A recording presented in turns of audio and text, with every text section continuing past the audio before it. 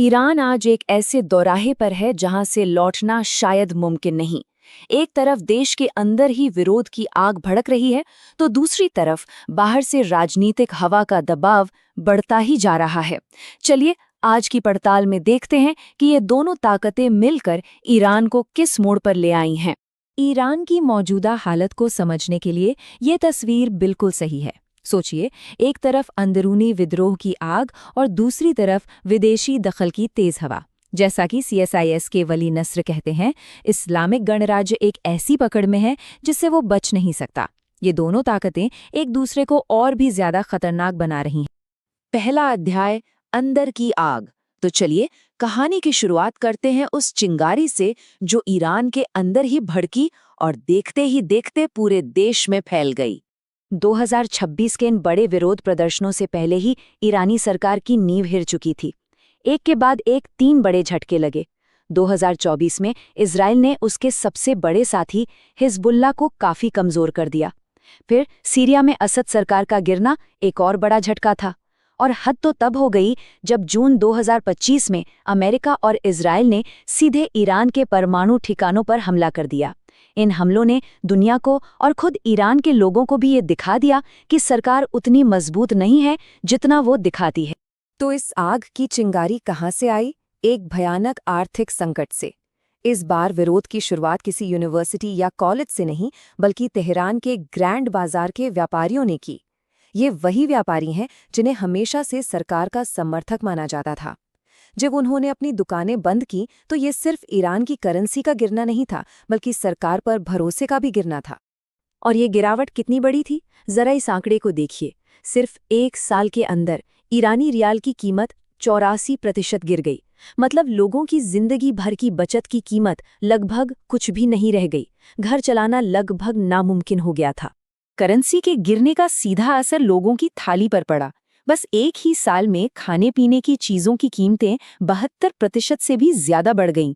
रोजमर्रा की जरूरतें पूरी करना भी एक बहुत बड़ा संघर्ष बन गया था। और जब आधिकारिक तौर पर महंगाई 50% से ऊपर चली गई, तो बस लोगों के सब्र का बांध टूट गया। करेंसी की गिरती कीमत, महंगा खाना और आसमान छूती महंगाई, इन तीनों ने मिलकर लोगों को सड़कों पर उतरने के लिए मजबूर कर दिया। लेकिन ये समझना जरूरी है कि ये आग सिर्फ पैसों की तंगी की नहीं थी।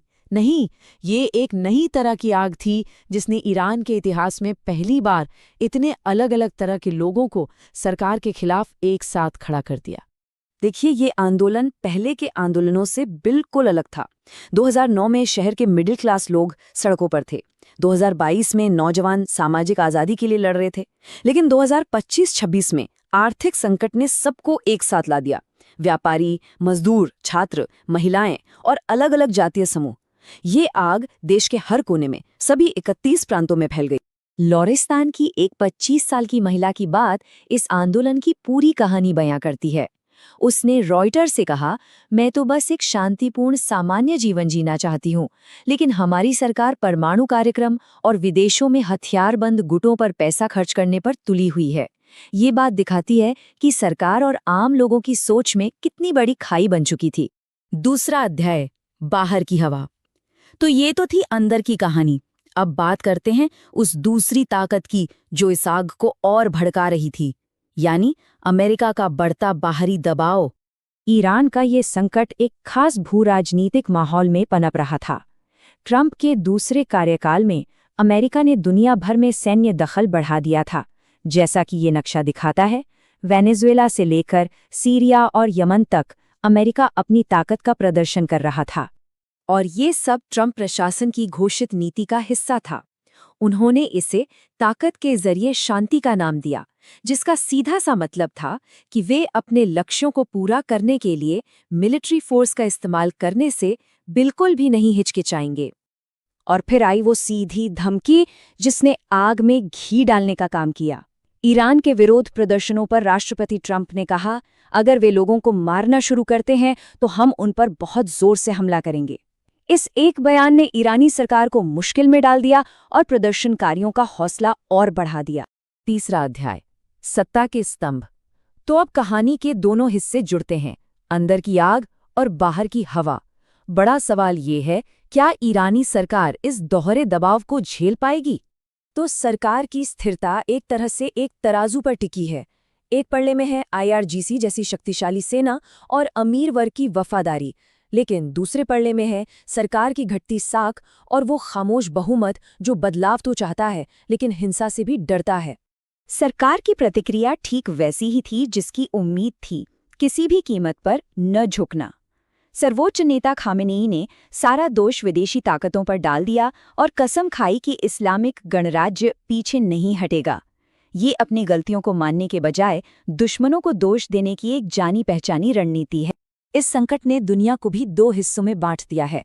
एक तरफ अमेरिका और पश्चिमी देश हैं जो ईरान पर नए नए प्रतिबंध लगा रहे हैं, तो दूसरी तरफ रूस और चीन है जो इसे अमेरिकी दखलंदाजी बताकर ईरानी सरकार का समर्थन कर रहे हैं। इस वैश्विक खींचतान में ईरान और भी अकेला पड़ता जा रहा है।